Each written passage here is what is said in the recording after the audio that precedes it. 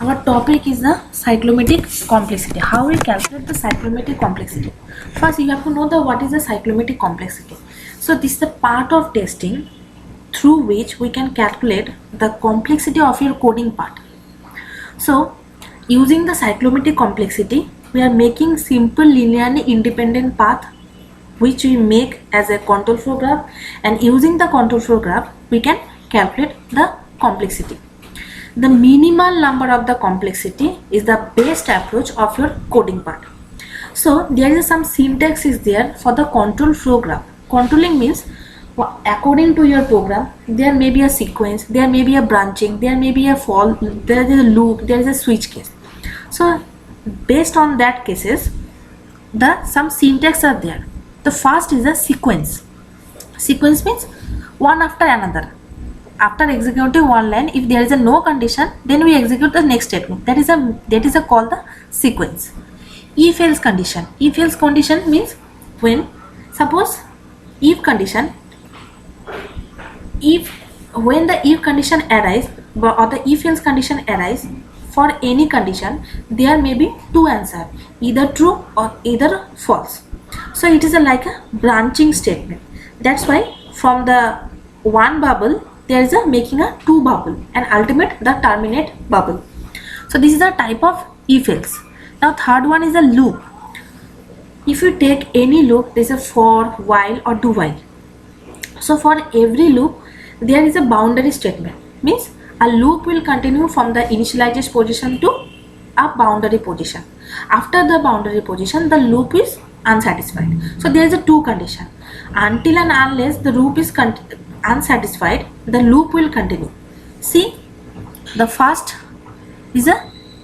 part, the loop is when until and unless the loop is continue, and next part when the loop is unsatisfied.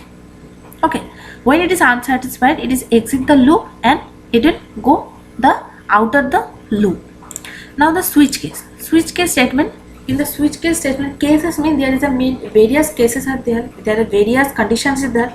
So based on the condition, we are starting from the main part. This is the one condition, and based on the condition, there may be as various condition occur. So first is our main condition. Based on our condition, there are various condition is there, and this is the terminate loop.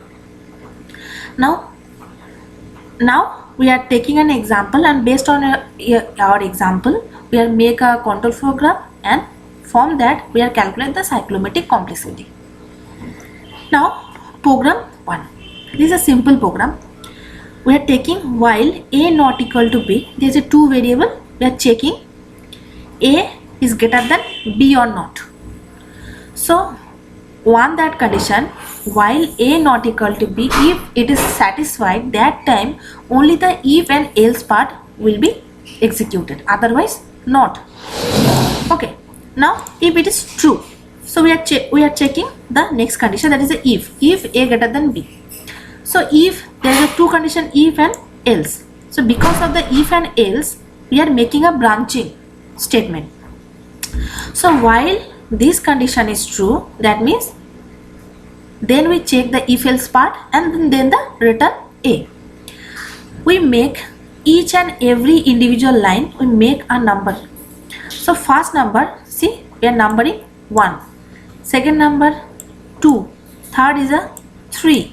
Else part, for the else part, the b is equal to b minus 1, we can write these two number as a 4, because in the else part we just have the one statement to execute, because else is not executed, but this statement is execution, have the execution, and ultimate the return 0.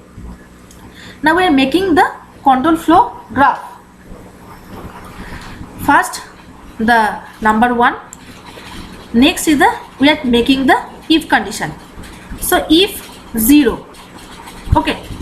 So after if 0, we are making the branching, because there is if it is a true, we are make the value of 3, numbering 3, and if it is false, we are making the number of 4, and ultimately the final result is a terminated here is a 5.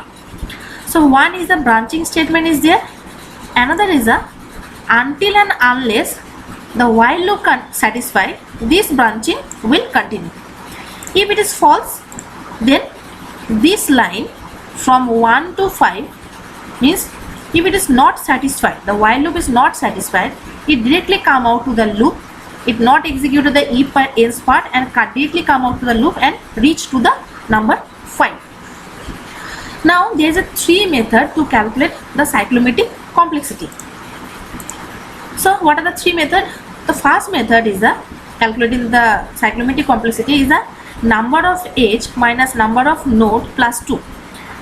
Number of edges means number of first the node, the bubble signs are the node, and the all the lines on the intermediate line or the connecting line are called the edges.